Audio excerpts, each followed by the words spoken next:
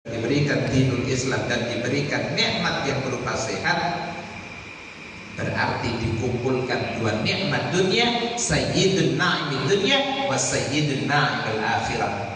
Sayyidun na'imid dunia wal afiyah wa sayyidun na'imil akhirah wal islam. Niki monggo itu mari kita sadari sama-sama ya yang berrahmat. Kalau tidak disadari demikian, kayaknya biasa-biasa saja. Gini bagi, alah bini yang ini, saiki yang ini. Itu kalau bahasa Jawa, bahasa Indonesianya, kemarin ya begini, sekarang ya begini, kemarin ya saya hidup, sekarang ya hidup. Itu kalau tidak diresapi bahwa nikmat Allah Subhanahu wa Ta'ala yang berupa sehat, itu luar biasa. Sampai dikatakan dalam sebuah ungkapan bahwa nikmat ini adalah mahkota, as-sehat tajul la ya'rifuha illa al-maradin. Sehat itu mahkota, tapi orang banyak yang tidak ngeh atas kesehatan itu, terkecuali kalau sampun gerah, terkecuali kalau sudah sakit. Nek wis lara nembe ngeh, oh iya ya ternyata sehat itu mahal.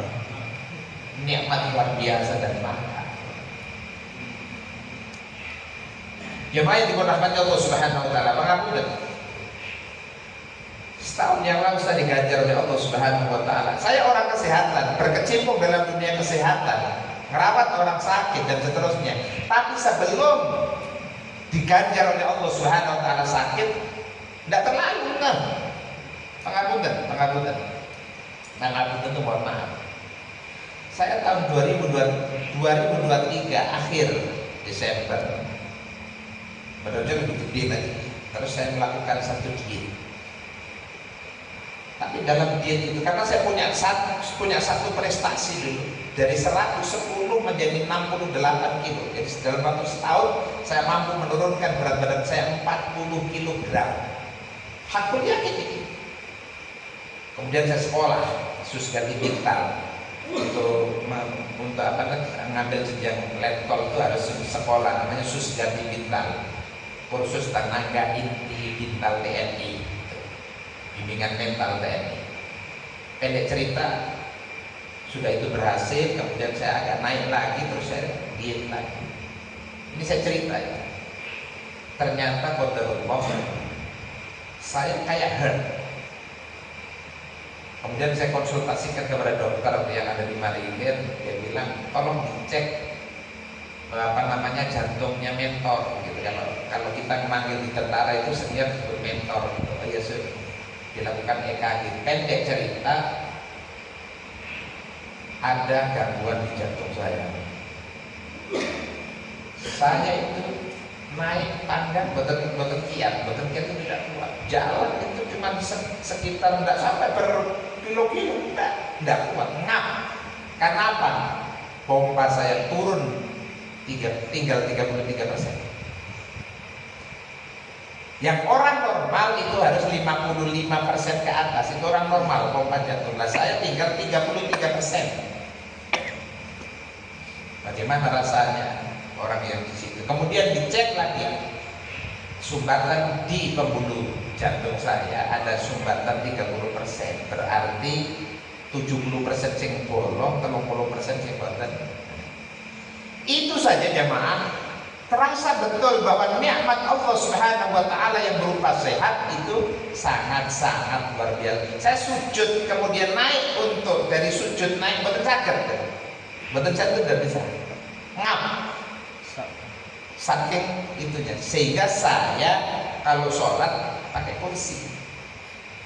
Tapi qadarullah berobat dan seterusnya, alhamdulillah saat ini pun alhamdulillah sakit saya walaupun yang mengkonsumsi obat. Artinya kita, karena apa? Di dalam saluran jantung saya ada sumbatan 30%, sehingga biar darah itu tidak terlalu kental, maka dilakukan satu terapi yang namanya minum obat.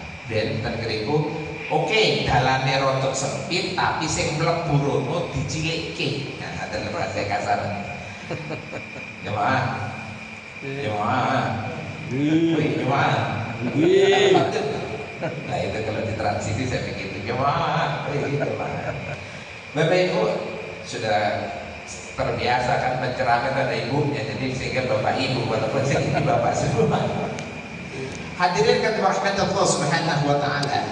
Shalawat dan salam kita aturkan kepada junjungan kita Nabiullah Muhammad Rasulullah sallallahu alaihi wasallam. Mudah-mudahan kita semuanya diakui sebagai umat Rasulullah sallallahu alaihi wasallam.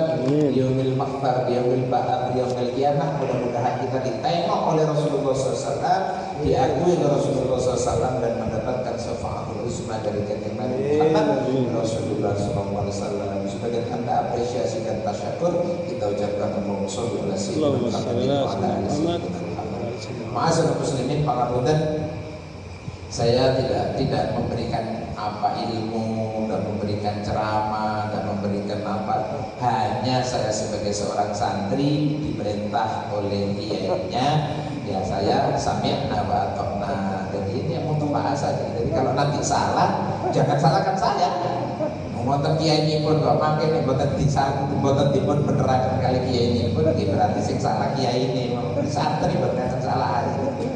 Santri tidak ada salahnya. Ma'asyiral muslimin. Alhamdulillah. Majelis ini mudah-mudahan dipun paringi berkah kalian Allah Subhanahu wa taala. Amin. Mudah-mudahan lebih semangat malih. Jamaah yang hadir bisa lebih banyak lagi. Amin. Bisa bermanfaat lagi. Amin. Tapi harus istiqomah. Memang perjuangan kayak makanan. Boten enak ujuk-ujuk itu sekonyong-konyong order langsung but. Pasti step by step. Tapi yang penting istiqomah. Dan bagi kita sama-sama umurnya kita nih lho sapiro. Umur kita ini tinggal berapa dan sudah berapa? Maka pun ini tidak ada yang di bawah 30, tidak ada kan? Tidak ada. Ah ini ada nih dia Ustaz. Berapa Ustaz? 37 ya Mas. Ini paling muda. Rata-rata di atas 40. Bahkan pangapunten mungkin di atas 50. Macam saya sudah 52. Berarti nopo luweh cedek nang kubur timbangane sik mangan bubur. Betul apa betul? Loh kita ini lebih dekat ke kubur daripada seperti anak-anak makan bubur, maksudnya anak-anak yang saya maksud. Orang tua juga makan bubur juga, tapi maksudnya yang saya maksud lebih dekat ke kubur daripada kita anak-anak. Patut kita ingat jemaah yang dirahmati. Dan untuk menuju ke sana yang paling penting adalah kita memperbaiki hati kita. Sebab kalau hati ini sudah baik, maka perilaku akan menjadi baik. Dan Al-Quran pun menjelaskan demikian. Ya ayyatuhan nafsul mutmainnah irji'i ila rabbiki radiyatan mardiyah fadkhuli fi ibadi wa dkhuli jannati. Berarti kita semuanya harus memperbaiki hati. Dandani hati, memperbaiki hati. Karena dengan itulah nanti perilaku kita menjadi baik. Karena sumbernya semuanya dari hati. Sehingga mohon maaf, tatkala hati kita baik, kolbun kita bagus, maka perilaku kita akan menjadi orang yang baik. Maka di dalam masyarakat biasanya kalau di orang Jawa sering disebutkan orang wong iku rek atine cek apike. Itu kalau bahasa Indonesia hatinya sungguh sangat baik. Padahal yang baik karena dia dermawan, karena dia loman, karena dia baik dengan orang, suka menolong, ucapannya bagus. Tapi yang disebut kok cek apike atine wong iku. Padahal yang baik itu ucapannya. Bapak Ibu hadirin jemaah yang dirahmati Allah Subhanahu wa taala. Sehingga Rasulullah sallallahu alaihi wasallam mengatakan al-qalbun malikun fa huwa junudun Hati itu raja yang punya prajurit, punya bala tentara. Fa'idha solahal malik solahal junud, fa'idha fasadal malik fasadal junud. Kata Rasulullah SAW, hati itu raja dan raja punya prajurit. Gambaran di dalam satu kehidupan, saya lebih pas komandan dan prajuritnya. Tentara itu ada komandan. Komandan punya prajurit, punya anak buah. Kalau komandannya bagus, prajuritnya bagus. Kalau komandannya jemboret, prajuritnya jemboret. Itu di dalam ketentaraan terbukti. Terlihat betul kalau komandannya ikannya bagus, komandannya ngayomi anak buah bagus, anak buah akan jadi bagus. Dan itulah yang disebut dengan seluruh panca indera kita. Maka di awal Al-Fakir sebutkan di dalam surat Al-Quran tadi, Allah Subhanahu wa taala mengatakan walaqad darabna li jahannama katsiran minal jinni wal insi. Urut-urut neraka niku saking jin dan manusia. Kayu bakarnya itu dari jin dan manusia. Manusia yang macam apa? Qulubul la yafqahuna biha. Punya hati tapi tidak mampu mewadai dan tidak mampu untuk menjalankan apa istilahnya perintah-perintah Allah dalam Al-Quran dan sunnah-sunnah Rasulullah SAW. Walahum a'yunul la yubsiruna biha. Dia duwe mata tapi tidak mampu untuk melihat kebenaran sesuai dengan hati nuraninya. Walahum adhanul la yasma'una biha. Dia punya telinga tapi tidak mampu digunakan untuk mendengarkan kalimat-kalimat beriman. Bahkan dalam ayat ini dikatakan bal bukal an'am bal adal, dia itu lebih rendah, lebih hina daripada binatang. Makanya jemaah itu berahmatullah subhanahu wa ta'ala sering saya sampaikan dan kita sampaikan oleh para alim ulama, Idul Qurban, penyembelihan itu adalah pada hakikatnya penyembelihan watak bahiminya, watak kebinatangan. Memang kita pada dasarnya menyembelih hewan kurban. Kali ini dengan sedaya berpaham tanduknya akan nanti datang di hadapan Allah, bulunya akan datang di hadapan Allah. Tapi pada hakikatnya itu semua adalah penyembelihan watak bahiminya, watak kebinatangan kita. Manusia kadang-kala punya watak licik, kita bagi. Manusia kadang-kala punya watak pembohong. Manusia punya watak pendengki. Manusia punya watak pemarah. Itu semua watak-watak bahiminya, watak binatang. Maka sembelihlah. Disimpulkan dengan penyembelihan hewan kurban. Hadirin yang dirahmati Allah Subhanahu wa taala. Memperbaiki hati dengan cara apa? Dengan cara banyak zikir kepada Allah, dengan cara banyak sholat, sehingga Rasulullah SAW mengatakan zayyinu manazilakum bi qiraatil Qur'an was shalah. Percantik, perindah. Ada hadis lain mengatakan nauwiru buyutakum, terangi rumahmu dengan membaca Al-Quran dan dengan sholat sunnah. Kenapa hati dikaitkan dengan rumah? Karena Rasulullah SAW ketika akan seseorang yang di dalam hatinya laisa fi jawfi syai'un minal Qur'an kal baitil harrib, kata Rasulullah SAW, kalau seseorang dalam hatinya tidak ada hafalan Quran sedikit pun, maka kalbaitul kharib seperti rumah yang bobrok.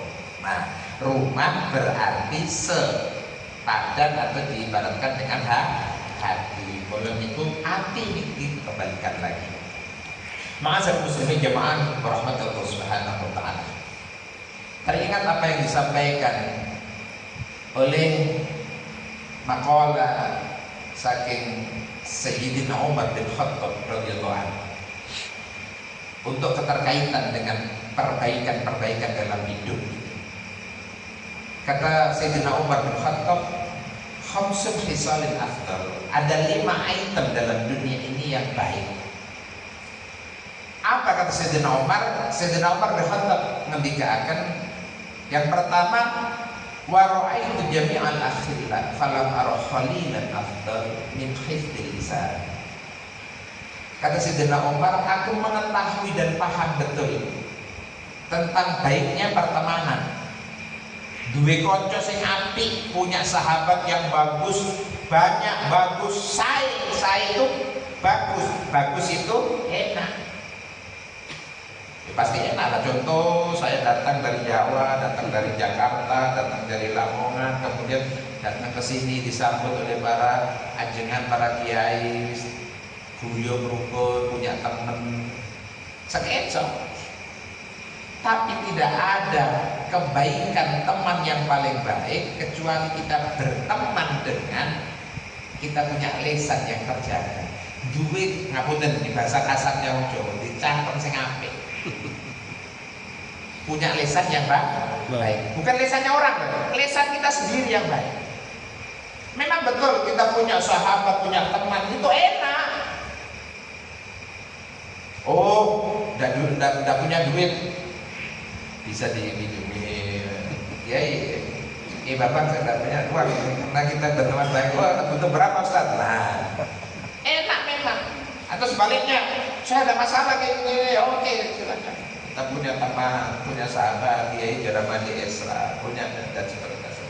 Enak.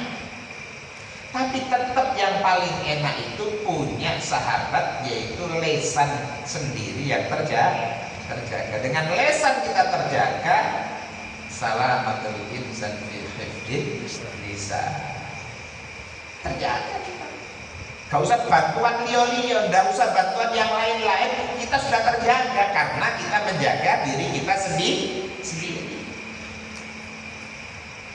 Sampai-sampai ma'asyiral muslimin jamaah yang dirahmati Allah Subhanahu wa taala, teringat apa yang disampaikan Rasulullah SAW. Kata Rasulullah, man atmanu lima bainal lahyaihi wa ma baina rijlaihi atman batul jannah. Kata Rasulullah, siapa orangnya yang mampu menguasai 2 di antara pelipisnya, yaitu lisan, dan 2 di antara pahanya, yaitu kemaluan, maka kata Rasulullah, aku akan menanggung surga di orang itu. Sebab banyak orang tergelincir ke dalam api neraka atas 2 hal ini. Gini begini. Gampang dolek neraka melalui lisan, gampang cari surga melalui lisan. Nah ini tadi kita cari surga dengan zikir kepada Allah Subhanahu wa taala, mengucapkan tahlil, tahmid, kalimat thayyibah la ilaha illallah, la ilaha illallah. Allahumma sholli ala sayyidina Muhammad wa ala ali sayyidina Muhammad.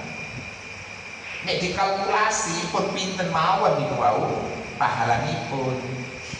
Tapi gampang juga cari neraka, ngerasani orang, menggunjing orang, memfitnah orang melalui lisan. Kalau melalui fardi kita ya jelas itu sudah ranah yang kalau kita halal ya istri kita. Oleh itu, ma'asyiral muslimin jamaah yang dirahmati Allah Subhanahu wa taala, mudah-mudahan kita semuanya mampu menjadi hifdzil lisan, menguasai lisan kita. Bahkan dalam sebuah ungkapan bahasa Arab dikatakan al-lisanu qalbun aqurun fasjudhu. Lisan itu macam anjing gila, maka ikatlah. Lisan itu macam anjing gila, maka ikatlah. Kalau anjing gila menggigit, orang paling banter mati orangnya, rabies kemudian mati. Tapi kalau orang sudah tersayat oleh lidah, oleh lisan, oleh fitnahan kita, orangnya belum mati, karirnya sudah mati.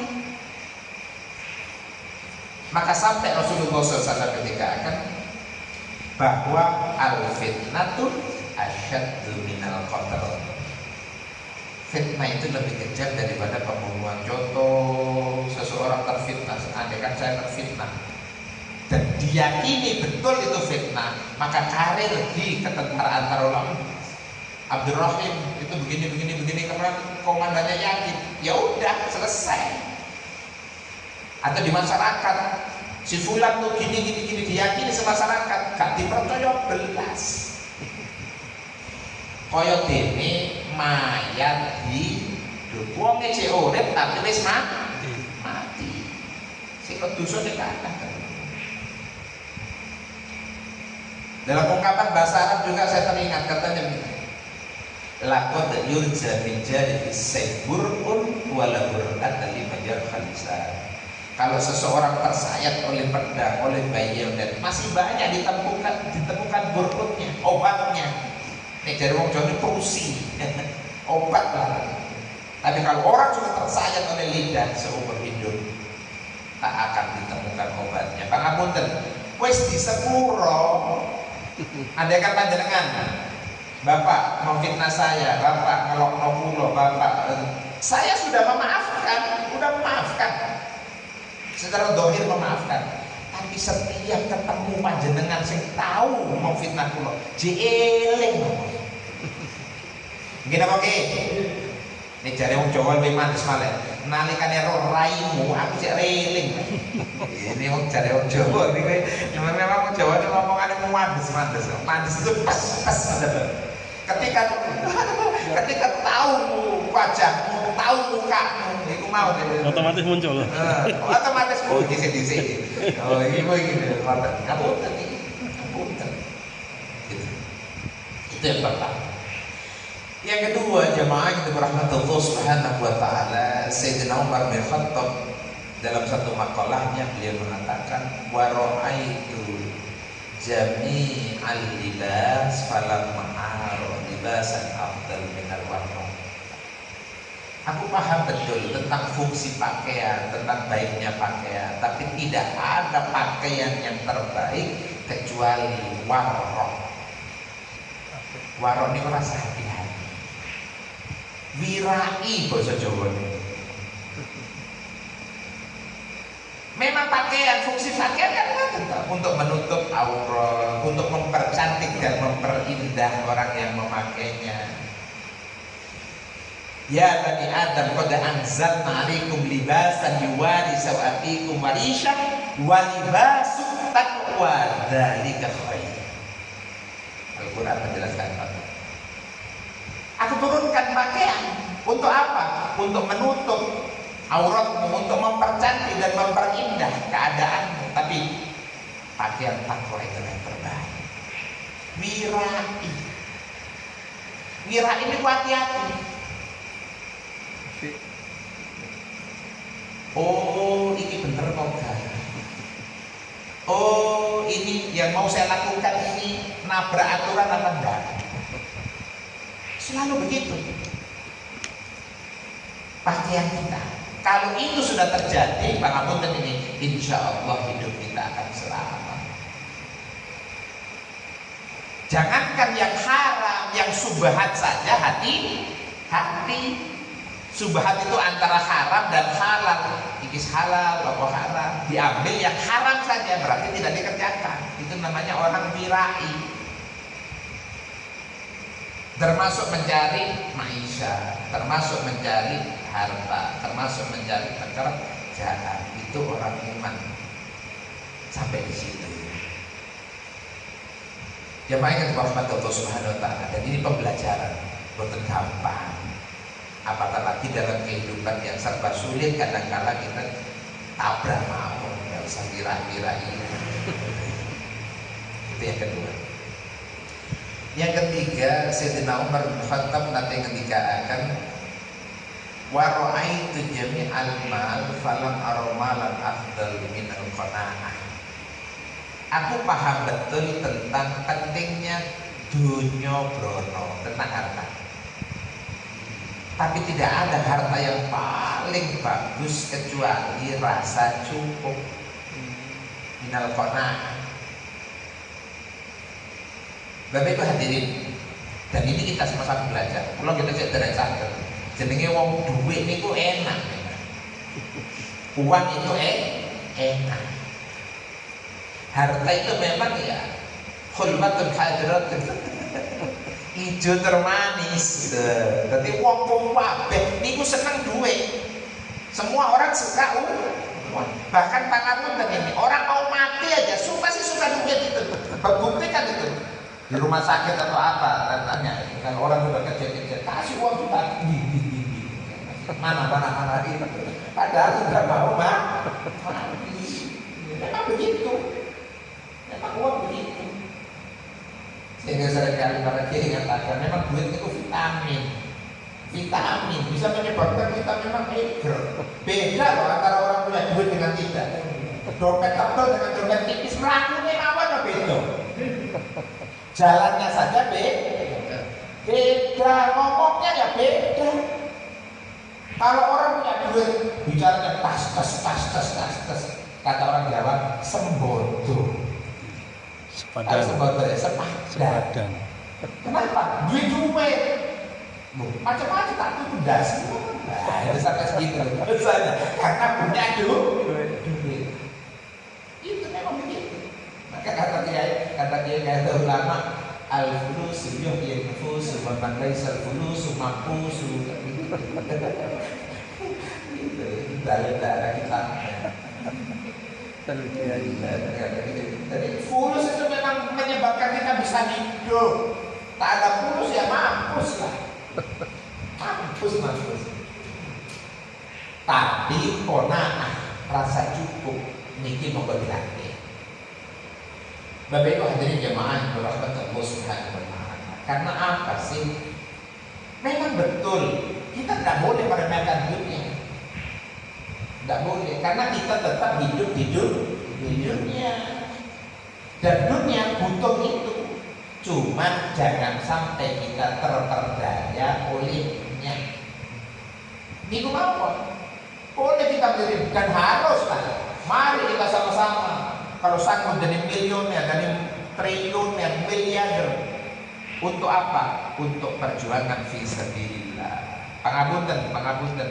Pondok ini tidak akan jadi kalau tidak ada duitnya. Boten saged nek cuma ngoceh mawon, cuma zikir kok boten saged tidak bisa. Yang bisa nanti menaranya ada dengan apa? Duit. Semen. Tanda tangan. Semen, Pak. Tanda tangan nota. Tanda tangan. Pencairan cek baru bisa. Kenapa? Karena dibutuhkan. Tapi qanaah kita merasa cukup itu kan apa? Untuk ngedem ke hati dan tasyakur kepada Allah Subhanahu wa taala. Kita semuanya akan menjadi orang yang sama bisa menjadi kaya kalau kita bisa bersyukur kepada Allah Subhanahu wa taala. Yang berikutnya saya teringat apa yang disampaikan Sayyidina Umar bin Khattab. Wa ra'aitu jami'al bir falam ara birran afdal minan nasihat. Aku paham dan ngerti betul tentang berbagai macam kebajikan dan kebaikan, tapi tidak ada kebaikan yang paling baik kecuali nasihat menasihati. Saling mengingatkan ini sesuatu yang paling baik. Kenapa? Karena bisa merubah. Bahkan Rasulullah SAW ketika akan al-kalimatul hikmah huwa dhullatul mu'min fa'idha wajadaha ahad biha. Kalimat-kalimat hikmah itu adalah barang hilangnya orang iman. Maka ketika kamu menemukan, lebih berhak kamu mengambilnya. Wonten nasihat, ada kalimat-kalimat untean nasihat. Itu adalah barang hilangnya orang iman. Bahasanya itu begitu bahasa hadisnya. Artinya sesuatu yang hilang kemudian panjenengan semua menemukan. Contoh, bapak-bapak punya emas 1 kilo hilang kemarin, kemudian terlihat ada lagi, kira-kira diambil apa enggak? Cukup cepat sampai cukup sampai melayu-layu. Waduh, emasku ketemu ya Allah. Nah sama orang iman itu seperti itu. Ketika menemukan nasihat-nasihat, butiran dan untayan kalimat-kalimat hikmah, itulah lebih berhak mengambilnya. Karena dari itu nasihat mau'izatul hasanah. Sehingga Rasulullah SAW dalam membimbing umat itu juga dengan ilmu dan nasihat. Di dalam Sahih Bukhari Diputerangkan karena Nabi sallallahu alaihi wasallam yatakhawwalahu bil mau'izati wal ilmi kaila yanfiru. Rawahu Bukhari. Jadi Rasulullah dalam meramut umat itu dengan ilmu, ya seperti halnya dilakukan oleh Kiai Bambang yang harus dikajikan kitab. Tapi kadang-kala kalau gitu terus wong kadang bosen, maka ada nasihat supaya nggak lari jamaah. Jadi ada pemberian ilmu, ada pemberian nasihat. Nah, nasihat juga mengandung hikmah. Kailah yang virus supaya jamaah tidak lari, dan itu Rasulullah contohkan. Dan kita pun demikian, di dalam Nahdien juga begitu. Kajian kita, kemudian nasihat, basyiran wa nadhira. Oleh itu, ma'asyiral muslimin, ilmu ini penting. Kenapa? Karena dengan ilmu ini terjaga ibadah kita. Dan bahkan yang viral sudah viral di media. Topnya orang Indonesia siapa? B.J. Habibie, ya. B.J. Habibie itu orang pintar, orang cerdas. IQ-nya luar biasa. Ketika beliau ceramah di Kairo itu, kalau kita bisa lihat di YouTube atau di apa, beliau mengatakan, saya diberikan fadilah dan keutamaan oleh Allah Subhanahu wa taala punya kecerdasan teknologi sehingga saya bisa membuat pesawat terbang. Tapi setelah saya paham bahwa ilmu agama itu adalah lebih penting untuk umat, andaikan hari ini saya disuruh pilih antara ilmu teknologi dan ilmu agama, saya akan memilih ilmu agama. Apa maknanya? Monggo itu mari. Kita semuanya boleh jadi apa saja. Tapi tetap kita harus memperkuat dan menguatkan akidah kita tentang keilmuan agama, terutama putra-putri kita. Anak-anak kita, mari kita lakukan satu basic di situ. Nih, kita ini kan dari awal saya sebutkan, perjalanan kita tinggal pendek, tapi yang meneruskan secara apa istilahnya logika ya putra putri kita. Maka putra putri kita berikan satu ilmu. Kadang-kala jemaah, seringkali kita ini pinter nuntut, tidak pinter nuntun. Gini bang, nuntut tuh pinter. Oh, kamu harus kayak gini le, kamu harus hafal ini le, tapi tidak pinter nuntut. Kita ini pinter untuk memberikan satu contoh, tapi tidak pinter memberi contoh. Jadilah kamu seperti B.J. Habibie, jadilah kamu seperti jenderal ini, tapi tidak pinter memberi contoh. Mencontohkan sendiri. Oh, kalau bapaknya nyuruh sholat, ya orang tuanya juga sholat. Kalau nyuruh anaknya baca Quran, orang tuanya juga baca Quran. Begitu. Kadang-kala kita kurang untuk memberikan suri tauladan. Yang berikutnya jamaah yang dirahmati Allah Subhanahu wa taala, Sayyidina Umar bin Khattab dalam satu maqalahnya dia mengatakan, wa ra'aitu jami'al ata'imah walam aro, dan aku tidak mengetahui al-laddu minas sabr. Aku paham betul tentang nikmat makanan atau aimah, piro-piro panganan. Tapi tidak ada makanan yang paling nikmat rasanya kecuali makanan itu disebut dengan sabar, al-laddu minas sabr, kelezatan kesabaran. Kita berpikir jemaah, ketika kita membaca qaul itu, saya juga berpikir, kenapa ya kok sabar dikaitkan dengan lezatnya makanan?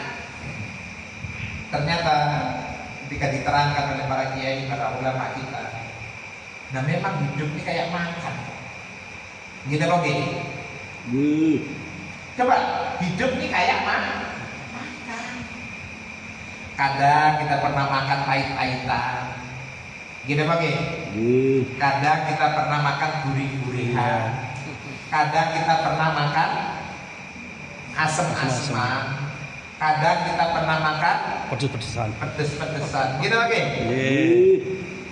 Lah kalau itu semua dalam kehidupan, maka sabar itu adalah kenikmatan makanan yang paling utama.